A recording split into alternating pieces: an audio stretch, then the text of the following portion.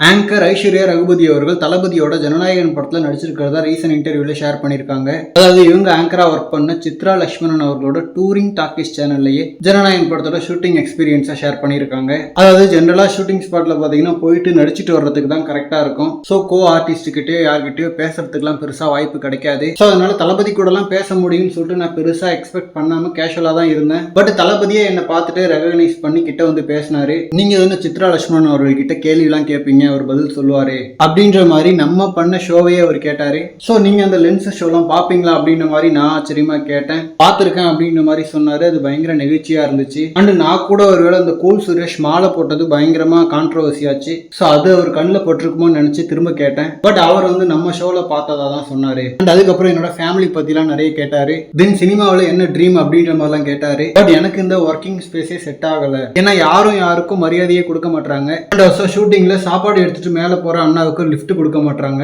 அவங்க கஷ்டப்பட்டு தூக்கிட்டு மாடிப்படி ஃபுல்லா ஏறுற மாதிரி இருக்கு. பட் இதை கேட்க போனா நடிக்க வந்த உனக்கு எதுக்கு தேவையில்லாத வேலை அப்படின்ற மாதிரி சொல்றாங்க. சோ அதனால எனக்கு இதெல்லாம் செட் ஆகிற மாதிரி தெரியல சார் அப்படின்ற மாதிரி சொன்ன உடனே சிங்கப்பெண்ணா அப்படின்ற மாதிரி கேட்டாரு. ஐயோ அந்த மாதிரி ஃபெமினிசம் பேசுற ஒரு டைப்லாம் இல்ல அப்படின்ற மாதிரி சொல்லிட்டு பாலிடிக்ஸ் சம்பந்தமா எனக்கு இருக்கிற ஒப்பீனியனை அவர்கிட்ட சொன்னேன். அதுவும் இதை சொல்லலாமா சொல்லக்கூடாதான்னு தெரியல, இருந்தாலும் சொல்றேன் அப்படின்ற மாதிரி சொல்லிட்டு தான் சொன்னேன். அவருமே அதெல்லாம் பரவாயில்ல, என்ன தோணுதோ சொல்லுமா அப்படின்ற மாதிரி கேட்டுக்கிட்டாரு. அண்ட் இந்த ஒரு வாய்ப்பு உங்களுக்கு எப்படி கிடைச்சதுன்னு கேட்டதுக்கு நான் ஹெச்வினோத் அவர்களோட துணிவு படத்திலே நியூஸ் ரீடரா ஒரு சின்ன போர்ஷன்ல நடிச்சிருப்பேன். அப்பவே என்னோட வாய்ஸ் அண்ட் தமிழ் நல்லா இருக்குன்னு சொல்லிட்டு ஹெச்வினோத் அவர்கள் அவரோட ஏடி கிட்ட சொன்னதா அவங்க சொன்னாங்க. சோ இப்ப ஜனநாயகன்லயுமே கிட்டத்தட்ட ஒரு நியூஸ் ரீடர் மாதிரியான ரோல் தான். திரும்ப அதே மாதிரியான ஒரு ரோல் அப்படின்ற ஒரு வருத்தம் மட்டும் இருந்துச்சு. ஸ்டில் ஒரு மிகப்பெரிய படம், அதுவும் என்னோட தமிழை வச்சு கிடைச்ச ஒரு வாய்ப்பு. சோ அதனால ஓகேன்னு சொல்லிட்டு நடிச்சிருக்கேன். இது மூலமா ஒரு பெரிய படத்தோட செட் எப்படி இருக்கும், அங்க ரெஸ்ட்ரிக்ஷன்ஸ் எப்படி இருக்கும் அப்படின்ற ஒரு ஐடியா எல்லாம் கிடைச்சது. மொபைல் போன்ஸ் எல்லாம் செட்டுக்குள்ள பெரிய படங்கள்ல அலோடு கிடையாது. சோ ஜனநாயகன் ஷூட்டிங் ஒரு ஸ்வீட்டான எக்ஸ்பீரியன்ஸா இருந்துச்சு அப்படின்ற மாதிரி சொல்லியிருக்காங்க.